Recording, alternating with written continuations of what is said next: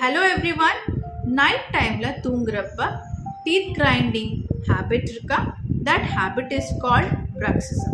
The common reasons are stress, anxiety and some sleep related issues.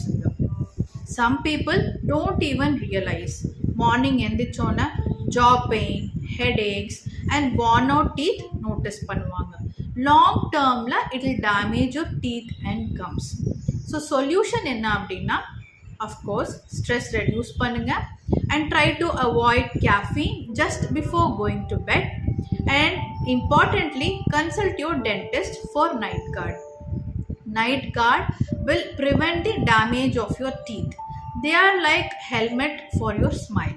So teeth grinding, night grinding ignore பண்ணாதீங்க for your long term healthy smile.